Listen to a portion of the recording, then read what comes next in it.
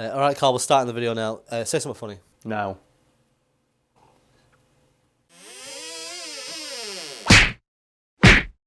Ask any creative person online and I guarantee you they'll have at least one story about some shithead somewhere trying to pay them in exposure, a magical currency only freelancers ever seem to get paid in, that is accepted in about as many businesses and establishments as lightly slapping your balls on the counter. Today we're here to talk about the time musician Amanda Palmer tried to pay musicians with exposure despite having at least $100,000 in the bank.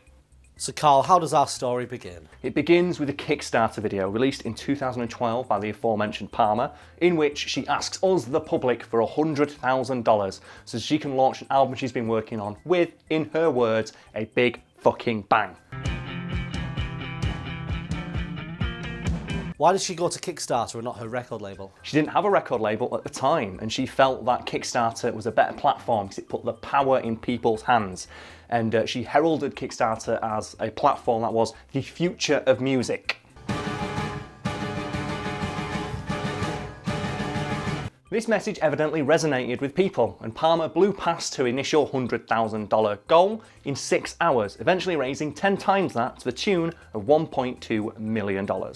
It was big news because it was one of the most successful Kickstarter campaigns of all time at that time. And I believe it still holds a record for being one of the most well-funded music projects on the platform so far. I just hit $1 million on Kickstarter. So what did she do with all that cheddar?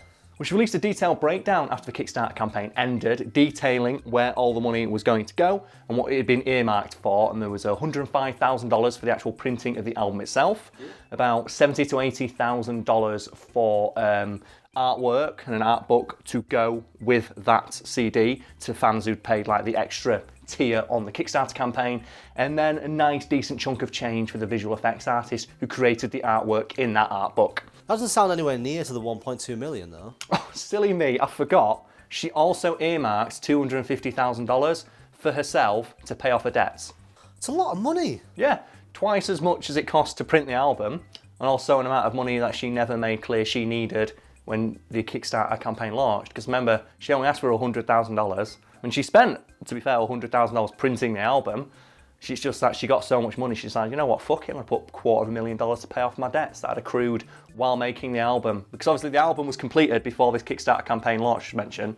The Kickstarter campaign was just to print it and send it to fans. It's not cheap to make an album. You've got to pay your musicians, you've got to pay for studio time, which is normally why those costs are absorbed by a record studio. But obviously, she didn't want to do that. But then, at the time, I imagine she was a struggling musician. She couldn't get a record company to sign her. Not really. She was very, very well known at the time, because obviously she was a member of the Dresden Dolls before that. Very successful, established musician.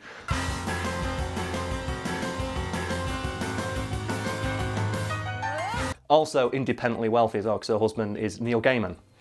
The Neil Gaiman? The Neil Gaiman, yes. Oh. So obviously, like you say, well, she doesn't want to take money off her husband, but her husband is a multi-millionaire, and she is very established in the music industry and could have probably, I don't want to say for definite, but with a phone call, probably could have got a record company to pick up this album and produce it and then absorb the costs that she'd accrued while making it. I don't mind if some record exec with deep pockets has to pay $100,000 for all the studio time and mastering the album. I just want the final product, and I think a lot of consumers do as well. You buy an album, you pay $7, you get an album. This is the future of music, where you pay $20 and you're paying for all the shit that a record company would pay for. That's why I just like that one that was like, the future of music, send me all your money. My husband's a millionaire, but try not to think about that too hard. While I ask for your... That's what it is, isn't it? So this $250,000, presumably this was just her fee. Oh no, because on top of the $250,000 she earmarked to pay off debt she'd accrued while recording the album in the first place, in the breakdown of costs and the resulting blog post, she noted on the subsequent tour the band were going to go on, if they kept the costs conservative enough, she might, just might, be able to scrape by and have $100,000 left over for herself. Only that? Only That 100,000. small fragment of money? Yeah, just enough to scrape by. And bearing in mind as well, that $100,000, that's what she originally asked for. That's how much it cost to print the album. So the amount it cost, the amount I originally asked for is seeing this like insurmountable goal on Kickstarter, because that's like the original amount she asked for going, and the video is like this long-winded thing like, if I could just get this ginormous amount of money, but if you all give $1, we could do this. Like an amount that seems ridiculous and unattainable can be achieved if we all work together as a group. Oh yeah, but that's enough for me to live for a year. Only $100,000. Like you'll be able to find the quotes as well, and they're so cringy to read. There's like a person who's like, oh, getting excited about that $60 YouTube payment, and you look and she's like, yeah, if we try really hard and we're conservative and we travel cheap and go to like really crap hotels, I might just walk away with only $100,000. Like she says it as if it's a bad thing. I would like to point out that technically Palmer wasn't getting just $100,000 because she'd also set aside $250,000 to pay off debts, but I digress.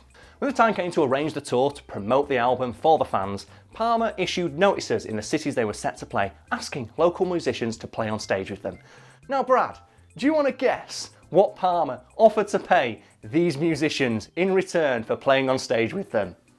Exposure! The most valuable of all commodities, really, isn't it? Exposure, man. I can't tell you how much stuff I have not bought with all the exposure I've got writing for people for free. It's ridiculous. I've got it at McDonald's and like, can I have some chicken nuggets, please? It's like, oh, that's $2.99, sir. Wow, $2.99? How about this? And I slide over my Twitter profile and I'm like, the fuck is this? Get out. So what was the response from artists? Were they interested in this exposure? Funnily enough, no. I think you said at one point, come up on stage and play with me. I guess some people interpreted that as you getting free musicians to come help your bottom line. The response from the musical community was a resounding, fucking really? You're paying yourself $100,000 and you're not going to pay us anything for playing on stage with you? Despite the fact that like, this album was crowdfunded by fans and the fact you touted it as the future of music and wanted it to be a specific fuck you to the established hierarchy of the music industry, which deliberately fucks over struggling artists as it is. Really, Amanda Palmer? Really? So she didn't pay anybody then? She did pay some musicians, but only ones that she knew personally. Like specifically, she said that, well, for the bigger shows in big cities, I want like, you know, musicians that I know and trust. And obviously, to get a musician like that, you got to pay some money. Palmer said she would only pay musicians that she knew that were playing at the bigger shows in bigger cities, whereas she wanted to give local artists a chance to play at smaller shows, and she wasn't going to pay them. Because obviously, fuck those smaller shows, I guess. Don't they also deserve time, like money for their time? Maybe not as much money as the professional who's been doing it for years, but they're still playing and fronting a very popular artist who's established with lots of money. Don't they deserve compensation for their time? How bad would it sound if these bands get paid more for playing like a Friday night gig at a dive bar or something? They probably would, because at least the dive bar would chuck you $20. Or pay you in drinks? No, Amanda Palmer did promise, like, give everyone who helped her a hug, and they did give him a few beers. So I guess we should give her credit for that. Like, I mean, when I work day and night, I always expect at least 3 or 4 hugs and a couple of beers afterwards. yeah, mate, it's really easy to pay rent with hugs and beer. I guess like the more attractive you are, the easier it is to pay rent with hugs and beer. And depends how creepy your landlord is. Something I should mention is that a lot of these volunteers Palmer was refusing to pay were very annoyed when they read that the musician paid her own band a yearly salary, whether or not they were on tour, because she wanted them to feel secure in their job as musicians, whether or not they were playing gigs. That whooshing sound you just heard is the concept of irony itself, folding in on itself and flying out the fucking window. When a sentiment like that is coming from someone who's already well established in that industry, and you know has access to funds and resources you can never dream of, and they're telling you, well, I'm not going to pay you because you're not established yet, but with like, you know, some exposure, you might get on that first step to being established. It's just the most, like, just patronising, piss on your head and tell you it's raining bullshit. Like, it's the exact same smarmy reasoning people try to use to weasel free work out of people online. It's like, well, you're not established yet, so I can't pay you. But if you work for me, you might get the exposure to the next job you get might pay you. And then the person thinks like, I've done the same thing when I was a young, naive writer trying to make money in the world. I give people free work thinking, oh, once my name's out there, then I'll be able to apply to like bigger places. It doesn't work like that. Because if you're not paid for it, it's not seen as being a proper gig. And then the next person you go write for uses the exact same reasoning to also not pay you or pay you less than you're worth. And it hurts coming from a big faceless website. It's someone saying, oh, it's not my job to pay you. It's like, well, it fucking is. Especially when you're trying to be a champion of the struggling musician by saying you're not going to go to the established hierarchy of the music industry because the music industry like treats artists poorly. And your response is to not pay artists because they're not established yet. Isn't that the exact same reasoning like big, massive, like monolithic corporations use to screw over musicians? So, she had to pay them, didn't she? Yes, she did. After news of this broke and the wider creative community unanimously agreed, you're a fucking arsehole, come on, pay these people a fair wage, especially when you're touting yourself as like a hero for the struggling artists and touting this form of album production as the future of the music industry. How can it be the future of the music industry if you're not paying the people who are helping create the music? Come on. So Palmer mysteriously found the money to pay all these artists and wrote a long, rambling blog post congratulating herself in which she nearly snapped off her own fucking arm, patting herself on the back for how awesome she was for doing this. There seems to be this weird trend at the moment where you're just not supposed to pay people for doing their work. Yeah, especially on YouTube. There was a lot of that recently. A lot of searing hot takes from established YouTubers about the algorithm change.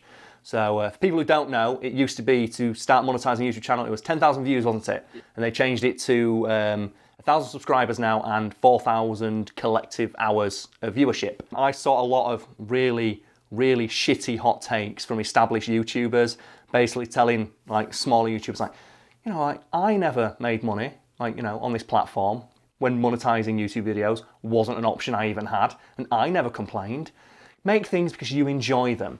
And I saw like that was the number one thing. I went on Twitter and I spent all day just deconstructing these shitty hot takes. And you can put a few behind me because I'm quite proud of them actually. Just finding these people with like 3 revenue streams telling people not to create content solely for money. And the thing that always I found most hilarious, and I was clicking on their Twitter profile thinking, who the fuck is this? Like, how many followers do they have? How big's their YouTube channel? The thing that I'd always see on their Twitter thing is, like, makes YouTube videos, blah, blah, blah, blah, blah, business inquiries at this address. So from the account where they literally listen, they have an email address solely for business inquiries, telling smaller people, don't worry about just making money. The same people who have like 3 revenue streams, the same people who have like Twitch streams, merch stores, and usually as well, just a PayPal link that you can just directly send them money for doing nothing. They're telling people, don't worry if you're not making money on this platform. One of the more infuriating hot takes I saw from some dipshit whose name I don't remember, but will probably be their image flash behind me with me making fun of them, is basically saying, well, if you can't get to 1,000 subscribers, you probably don't deserve money anyway. And that really fucking got me. Because I know a lot of gig comedians who like basically just travel up and down the country, never performing to a crowd of more than 100. And they earn not a decent living, but a living doing that. And if you're like a YouTube creator and you've got like 500 followers and like, or subscribers, I should say, and you can't monetize your content, like if you're creating content 400 to 500 people or 100 people, 50 people want to consistently check out, that content has value and you deserve to be paid for it. Well, people don't view YouTube the way it is now. They look at it the way it used to be. Like, YouTube now is a money-making platform. I see a lot of people like harkening back for the days when like, oh, people used to make Flash animations just because they enjoyed it. Because they never did it to make money. So the option to make money on that content didn't exist. Like, they did it because it was the only outlet for their creativity they had. If they had the option to make money back then, I don't think these same people would have made it and then just left it out in the ether. There are people who do stuff like that. There are people who like take photos because they enjoy taking photos. There are people who record videos they enjoy making. But like, I don't get like, people trying to like, make people feel bad for trying to monetize a skill or a talent. It's like, 'cause that's what creating content is. If you can tell jokes, if you can draw good, if you can make funny videos that people find informative and humorous at the same time, you have a skill or a talent that obviously other people find value in. What's the harm in wanting to find a way to like earn money doing something you enjoy? And there are very few ways to market that skill. There is. The biggest at the moment for new starters is YouTube. If you can't get started, like, people don't realise how much this small amount of money, like, the difference it makes. And that's what really gets me. Like, these people who are at the top just pissing on the people below. Some of these people are just so far removed because of their success. They look at someone with 500 subscribers and just say, well, obviously if you've only got 500 subscribers, you don't deserve money yet. Getting to 1,000, like 1,000 subscribers isn't that hard to get. And obviously they're sitting pretty on there, like 300,000 or whatever. It's like, let's just put this in context. If you were, like, say you're making a video a week and you've got 500 people watching those videos every single time, right? And they're consistently coming back time and time again.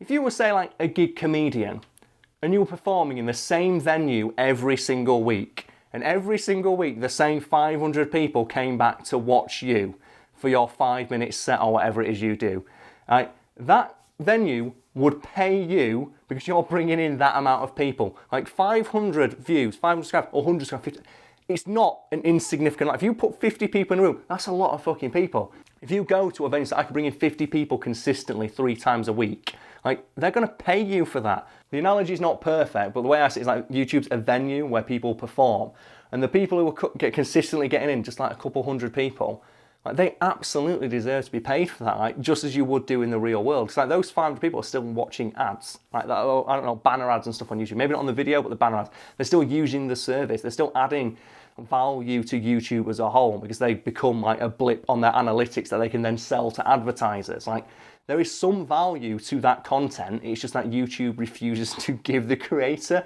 even like the fraction of it. And then you get these massive established YouTubers saying, yeah, but I did it because I enjoyed it. Because I bet you enjoy it more now you get paid though, don't you? I bet you wouldn't like to go back to the days you just did it because you enjoyed it. I bet you love the fact you get fucking paid. Why would you want to take away that option for other people? It just comes across as, fuck you, I got mine.